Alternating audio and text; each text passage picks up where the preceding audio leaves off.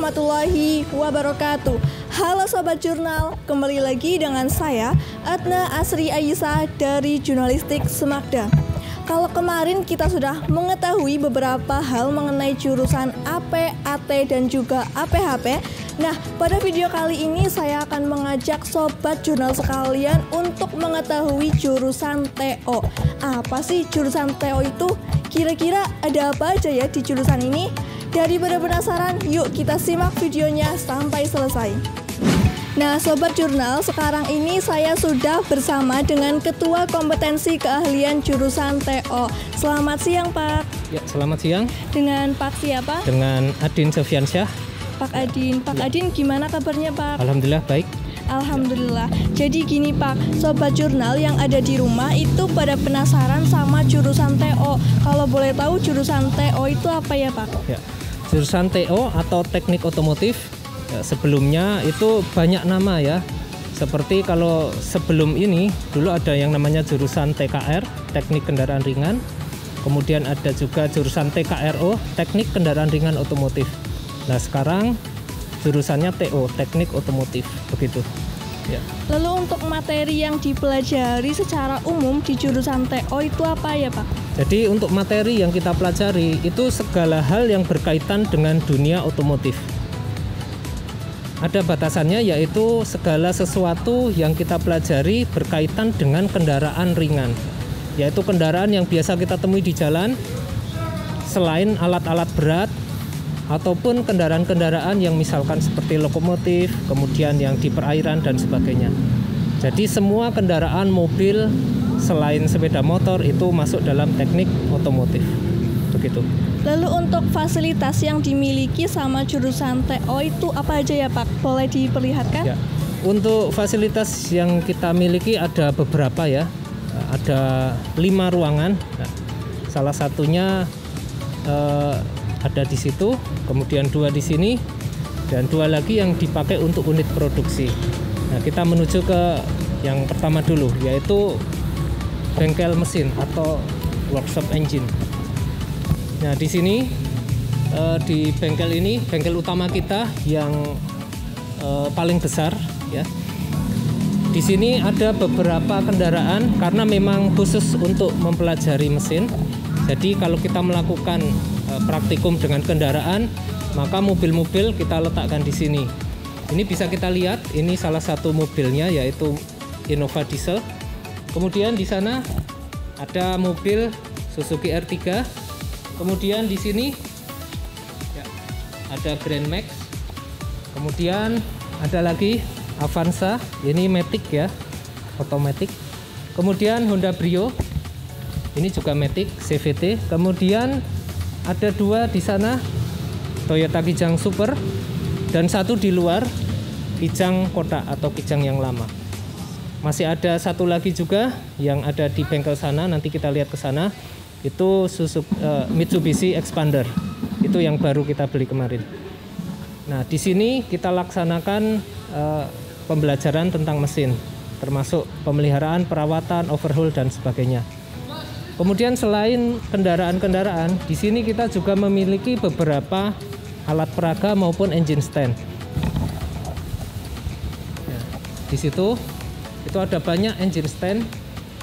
Engine stand yang kita punya jumlahnya lumayan banyak.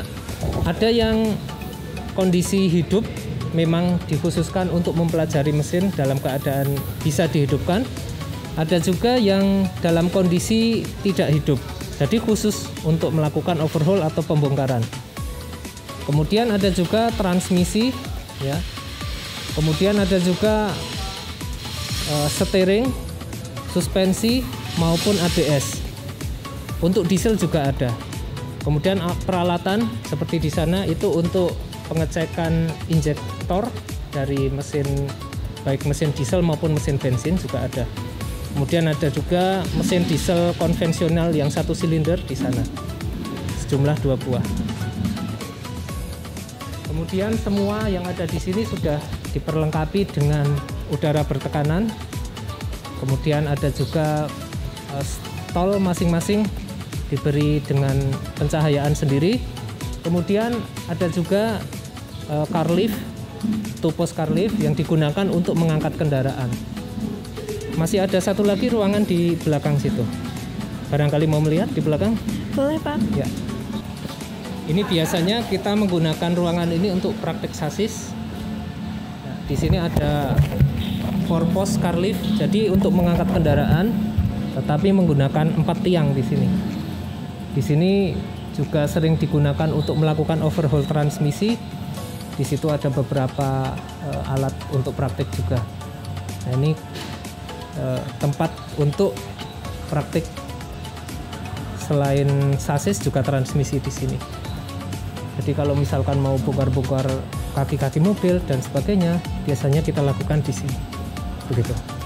Kita lanjut ke bengkel yang lain. Boleh, Pak. Ya. Satu lagi kita bisa melihat di situ, itu untuk UP.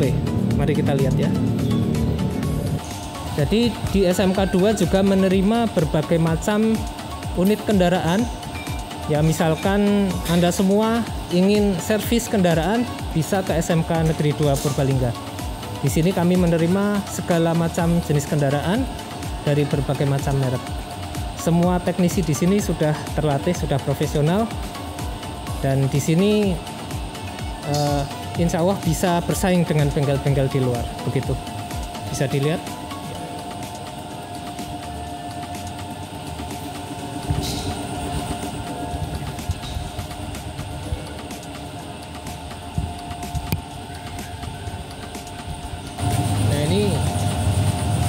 Termasuk kendaraan-kendaraan konsumen yang sedang dikerjakan ini.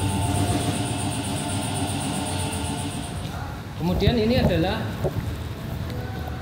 ya, bengkel untuk melakukan pekerjaan spuring balancing. Jadi di sini kita sudah memiliki alat untuk melakukan spuring atau wheel alignment. Yang kita lakukan adalah four wheel alignment. Jadi kita bisa istilahnya melakukan spuring terhadap 4 roda, baik roda depan maupun belakang. Nah, alatnya ada di sini. Ya, ini yang tadi saya katakan salah satu mobil praktik kita juga, yang salah satu yang terbaru ya. Sini.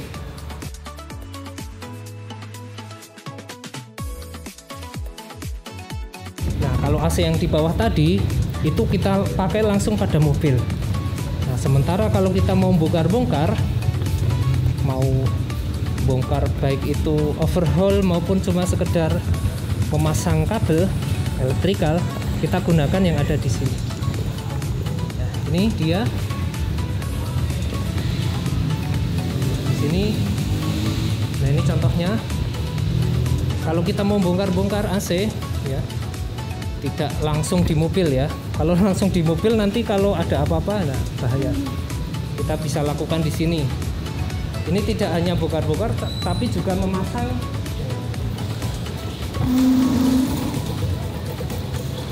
Nah, ini.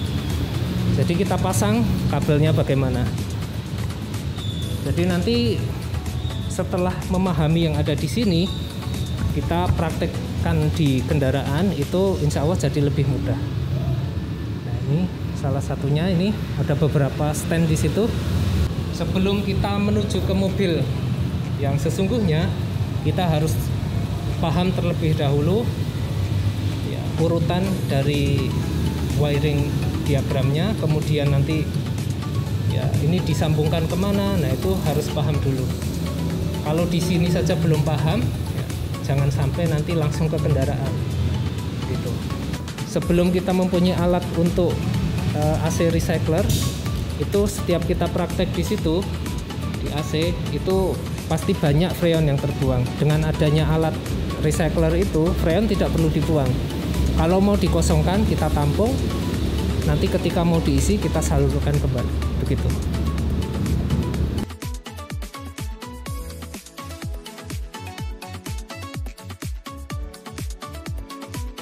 Ya, di jurusan TKR juga kami memiliki guru-guru yang profesional. Jadi insya Allah semua guru-guru yang ada di TKR itu menguasai bidangnya dan bisa istilahnya mendidik dengan baik. Jadi tidak hanya di bidang keilmuan, kami memberikan materi-materi teknis, tetapi juga kami sekarang menekankan juga ke bidang yang lain. Ya, yang lebih kita tekankan di sini adalah dari segi akhlak, jadi dari segi pendidikannya. Jadi karakter itu adalah fokus utama. Karena sesuai dengan kurikulum yang terbaru ini, pembentukan karakter adalah yang paling utama. Kemudian nanti dari karakter itu akan terbentuk kemampuan-kemampuan yang lain, termasuk di dalamnya kemampuan teknis, seperti itu. Baik Pak, untuk pertanyaan terakhir, prestasi atau keunggulan yang ada di jurusan TO itu apa aja ya Pak? Alhamdulillah untuk prestasi kita sudah beberapa kali maju untuk LKS. Untuk tingkat kabupaten kita sudah beberapa kali menjadi finalis. Dan kami juga pernah menjuarai LKS tingkat kabupaten. Kami berhasil menjadi juara 1 di tahun 2020. Kemudian kami mewakili di tingkat Jawa Tengah pada tahun 2020 tersebut. Jadi saat itu ketika saat pandemi, kami waktu itu ketika di tingkat Jawa Tengah mewakili dalam kondisi tidak langsung. Jadi kami mewakilinya itu dalam kondisi prakteknya di sini, kemudian kita shoot. Jadi secara live begitu waktu itu. Ya. Baik Pak, terima kasih atas waktu dan beberapa penjelasan mengenai jurusan TO. Pastinya dengan penjelasan yang Pak Adin berikan itu dapat menjawab rasa penasaran Sobat Jurnal yang ada di rumah Pak. Terima kasih Pak. Sama-sama. Nah, jadi itu dia tadi beberapa hal mengenai jurusan TO. Gimana nih, tertarik untuk masuk jurusan TO atau masih penasaran dengan satu jurusan lagi yang ada di SMK Negeri 2 Purbalingga? Informasi selanjutnya bisa Sobat Jurnal cek di akun Instagram sekolah @smkn2 Purbalingga. Dan nantikan selalu karya-karya terbaru dari Jurnalistik Semakda melalui akun Instagram @jurnal.semakda. Saya Adna Asri Ayisa pamit undur diri. Sampai jumpa.